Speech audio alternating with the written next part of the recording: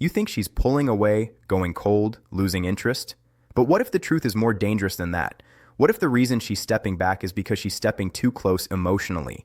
Before you assume the worst, listen carefully. And if this kind of honesty speaks to you, make sure you subscribe to the channel right now, because what you're about to hear might change how you see her forever. It always starts quietly. A shift in energy, a delay in replies, less enthusiasm where there used to be warmth. And your mind immediately fills in the blanks with the most painful explanation: she doesn't care anymore. But here's the uncomfortable truth most people never tell you. Real avoidance doesn't always come from indifference. Sometimes it comes from fear. And not fear of you, but fear of what you awaken in her. She feels it before she understands it. That pull, that emotional gravity she didn't plan for. One moment she's enjoying the connection, the conversations, the way you make her laugh without trying. And then suddenly something clicks inside her that says, this is getting real. And that's when the defenses come up, not because she doesn't want you, but because wanting you feels like standing too close to a fire she's afraid she can't control. Here's where most people get it wrong. They look at her distance and assume rejection. But emotional fear doesn't look like coldness all the time. Sometimes it looks like mixed signals. She leans in, then disappears. She opens up, then shuts down. She seems deeply interested one day, unreachable the next. And that inconsistency isn't manipulation. It's internal conflict. She's fighting herself, not you. Ask yourself this quietly. When she pulls away, does she really disappear completely, or does she keep checking in just enough to not lose you?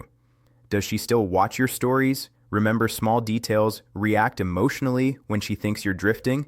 Those are not the actions of someone who doesn't care. Those are the actions of someone who cares too much and doesn't know what to do with it. She may have learned, long before you came along, that feelings lead to pain, that vulnerability leads to loss, that attachment ends badly. So when something genuine starts forming, her nervous system doesn't register safety, it registers danger. And instead of running toward the connection, she unconsciously runs from it. Not because it's wrong, but because it's powerful. There's a moment she has that she'll probably never admit to you. A moment when she realizes she's thinking about you more than she should. When your name shows up in her mind during random parts of the day. When your absence feels heavier than your presence ever did. And instead of leaning into that realization, she panics. Because feelings mean risk. And risk means opening wounds she worked hard to close. So she creates space. Emotional distance disguised as busyness. Silence disguised as needing time. And you're left wondering what changed, replaying every conversation, blaming yourself for a shift that had nothing to do with something you did wrong. But here's the part that requires patience to understand.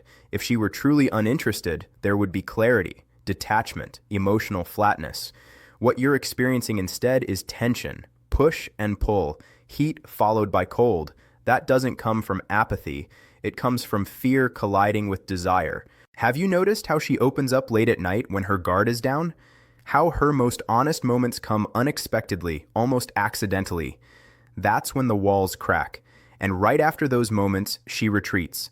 Because vulnerability scares her more than loneliness ever did.